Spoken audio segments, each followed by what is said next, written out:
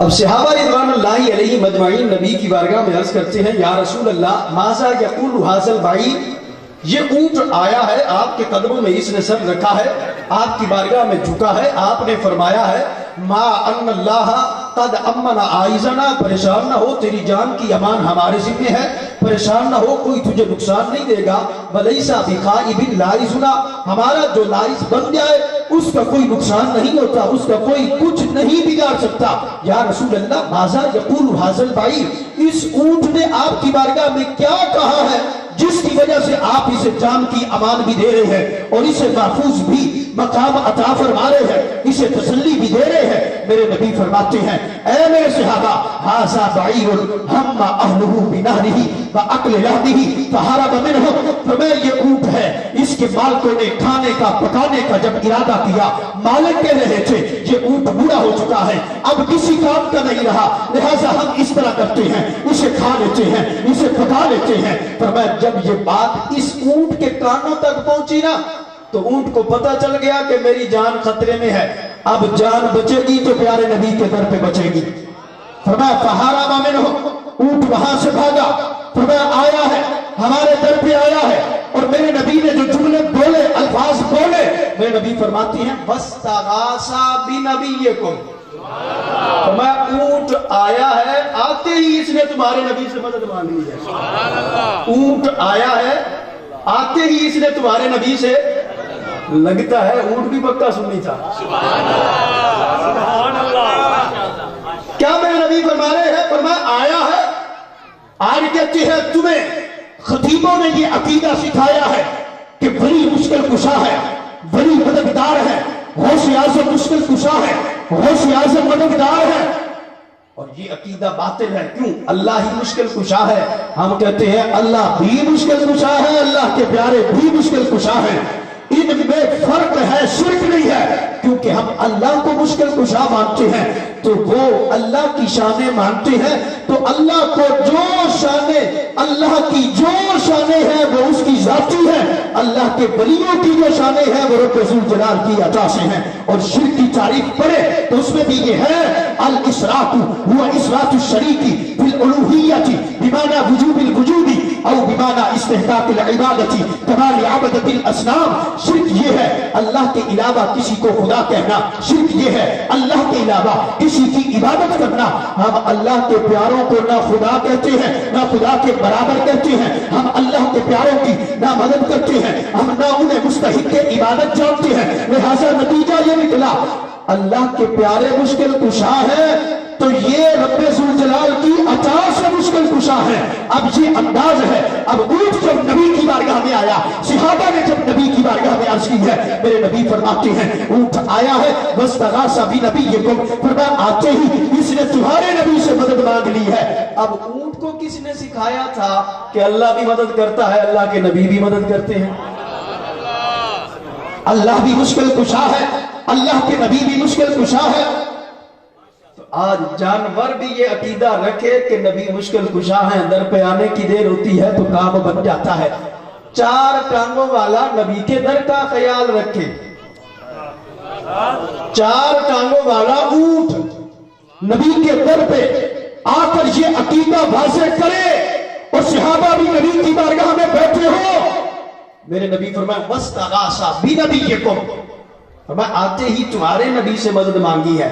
اب صحابہ رضوان اللہ علیہ مجمعین کہتے ہیں اونٹ جب نبی کی بارگاہ میں عرضی پیش کر چکا نا، صحابہ کہتے ہیں اونٹ بڑا ڈرا ہوا تھا، بہت ہی زیادہ ڈرا ہوا تھا کہ جو نبی کی بارگاہ میں سر جھکا کے بیٹھا تھا اور کہہ رہا تھا یا رسول اللہ میری جان کی امان آپ کے ذمہ ہے۔ اتنی ہی بات ہو رہی تھی، صحابہ کہتے ہیں اونٹ کے پیچھے مالک بھی آ گئے، جن کا اونٹ بھاگا ہوا تھا نا وہ مالک بھی نبی کی بارگاہ میں آ گئے۔ اب صحابہ کہتے ہیں ہم نے اونٹ کا انداز دیکھا تو بڑا کمال کا تھا۔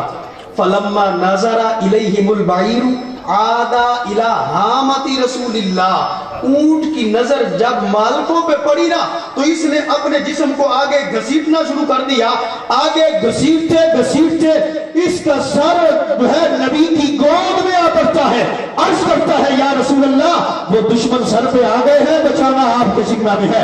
मेरे नबी सर पे हाथ भी फरमा रहे हैं, तो मैं परेशान न हो, मैं अल्लाह कल अमना आइज़गा वलीसा बिखाइबन लाइज़ुना, फरमान आया है तो हम तुझे परेशान नहीं होने देंगे, तेरी जान को अब कोई खतरा नहीं है। सहाबा कहते हैं जब इतनी बात हुई, मालिक कहते हैं या रसूल अल्लाह 3 दिन हो गए हैं, हम ऊंट को तलाश कर रहे हैं, 3 दिनों से ये भागा है, हमें कहीं और नजर नहीं आया, 3 दिन हो गए हैं, ये भागता भागता आ रहा है और इसकी ब्रेक लगी है तो आपके दर पे आके लगी है।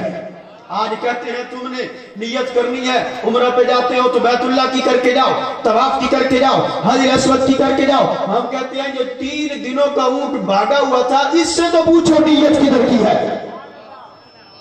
इसे भी पता है बैतुल्लाह है, इसे भी पता है हजर अस्वद है, लेकिन इसने नबी के दर पे जो हाजिरी दी, ये अकीदा दिया। ऐ ईमान वालों, अगर कमाल चाहते हो, अगर चाहते हो तुम्हें रब का भी कुर्ब मिले, रब के हबीब का भी कुर्ब मिले, तो फिर महबूब के दर पे आ जाओ। जहां आने की देर होती है तो फिर तुम्हारी बिगड़ी बन जाती है। सहाबा कहते हैं अब जब ऊंट ने नबी की बारगाह में देखा, वो माल आए, वो माल वाले आए, वो मालिक आए, नबी की बारगाह में कहते हैं या रसूल अल्लाह 3 दिनों से हम इस ऊंट को तलाश कर रहे हैं, हम इसके पीछे पड़े हुए हैं, ये ऊंट हमें नजर नहीं आ रहा, हमें मिल नहीं रहा।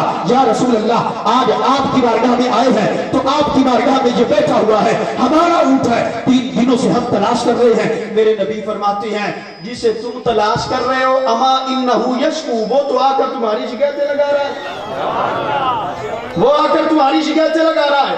मेरे नबी ने फरमाया इतना तो देखो, जिसने इतनी तुम्हारी खिदमत की हो, क्या अब उसका हक यही बनता है कि उसको नर करके गोश्त बना के खाया जाए। वो नबी की बारगाह में अर्ज करने लगे या रसूल अल्लाह अब हमारी आंखें खुल गई हैं, अब हम बड़े प्यार से पालेंगे, बड़े नाज से पालेंगे, घर में लेके जाएंगे। पर मेरे नबी की शान है, मेरे नबी अंदर के हाल को भी जान लेते हैं, बाहर के हाल को भी जान लेते हैं।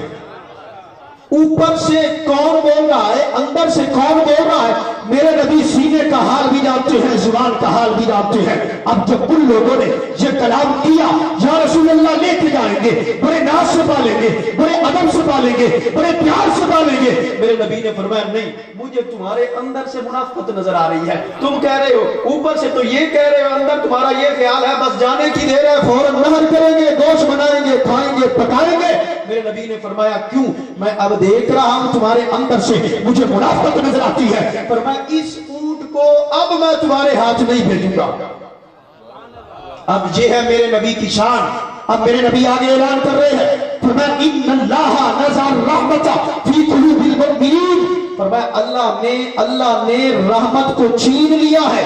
अल्लाह ने इन्नल्लाहा नज़र रहमता फी कुलूबिल मुनाफिकीन, फरमाया अल्लाह ने मुनाफिकों के दिलों से रहमत को छीन लिया है, रहमत दिली को छीन लिया है। वसक्कनहा फी कुलूबिल मुमिनीन, अल्लाह ने ये रहमत दिली रखी है, अल्लाह ने ये रखी है तो सिर्फ मोमिन के सीने में रखी है, ये रहमत रखी है तो मोमिन के सीने में है, रहमत दिली है तो मोमिन के सीने में है। मेरे नबी फरमाते हैं ऐ मेरे सहाबा अब इस ऊंट को जाने नहीं देना, ये इस ऊंट को हमने खरीद के आजाद कर देना है। सहाबा कहते हम देख रहे थे मेरे नबी ने ऊंट खरीदा, मेरे नबी ने ऊंट लिया, अपने पैसों से पैसे खुद अदा किए।